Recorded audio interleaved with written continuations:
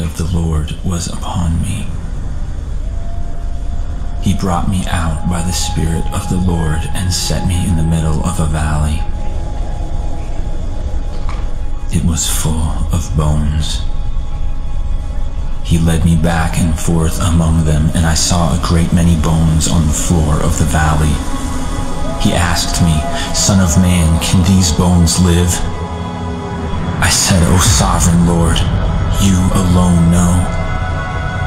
Then he said to me, "Prophesy to these bones and say to them, dry bones, hear the voice of the Lord.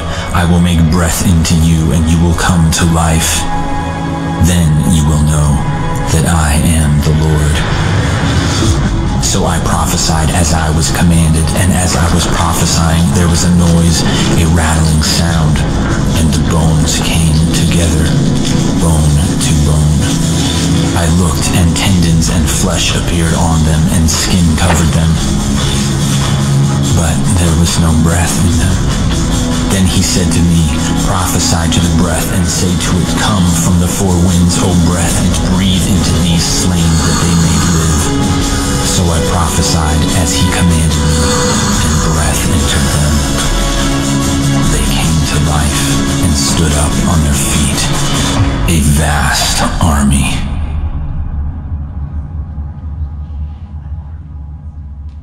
We stand, we rise, we kill our lives.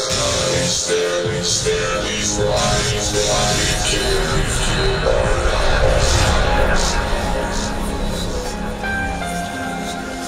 It began long ago, when darkness through its deceit captured the hearts of the sons and daughters of light. We looked for light, but we found only darkness. We searched for bright skies, but walked in gloom.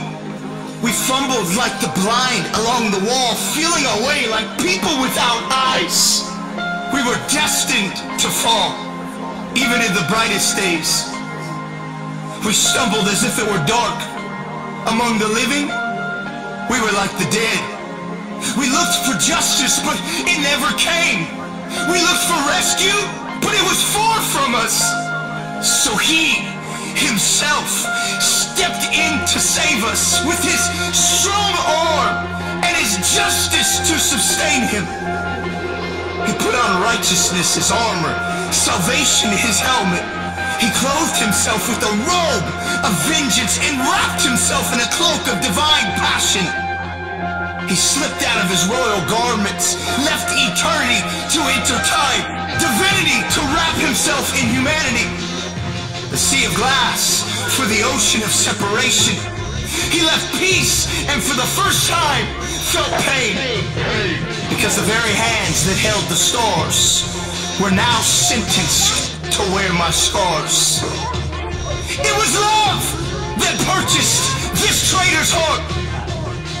It's what the prophets spoke about when they envisioned light living in men once again.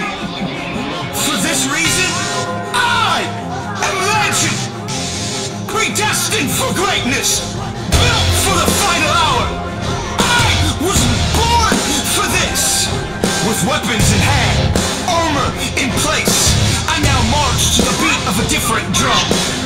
I will break through battle lines that have been drawn by discouragement and despair.